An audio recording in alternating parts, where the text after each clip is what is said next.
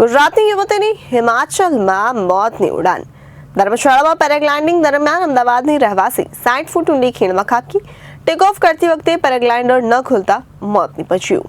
હિમાચલ પ્રદેશના ધર્મશાળામાં લોકપ્રિય ઇન્દ્રુનાગ paragliding site પર અકસ્માતમાં ગુજરાતની 19 વર્ષીય યુવતીનું મોત થયું છે, જ્યારે પાયલટ ગંભીર રીતે ઘાયલ થયો હતો। મૃતકની ઓળખ ભાવસાર ખુશી ઉંમર વર્ષ 19 પુત્રી Jignesh Sahajanand avenue Torrent power limited પાસે નારણપુરા અમદાવાદ તરીકે થઈ છે।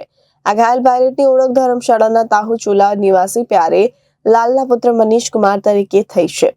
તેની સારવાર માટે હોસ્પિટલ દાખલ કરવામાં આવ્યા છે। આ ઘટના સાંજે 5:55 વાગે બની અને ખુશી પેરાગ્લાઇડિંગ માટે નીકળી હતી। ખાસ વાત એ છે કે પેરાગ્લાઇડિંગનો સમય સાંજે 5 વાગ્યા સુધીની જ મંજૂરી છે। ધર્મશાળા પેરાગ્લાઇડિંગ સ્ટેશનના એચઓ નારાયણ જીના જણાવ્યા અનુસાર ટેક ઓફ કરતી વખતે પેરાગ્લાઇડર ન ખુલવાને કારણે યુવતી 60 ફૂટ ઊંડી खीण खाबकी હતી।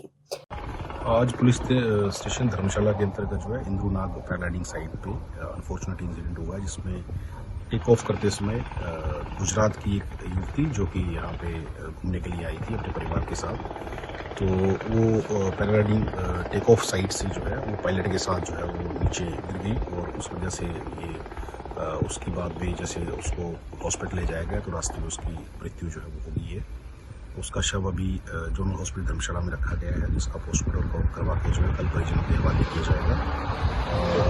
बाकी जो पायलट है वो इंजर्ड है, उसको अभी टाटा मेडिकल कॉलेज में भर्ती करवाया गया है और अंडर ट्रीटमेंट है।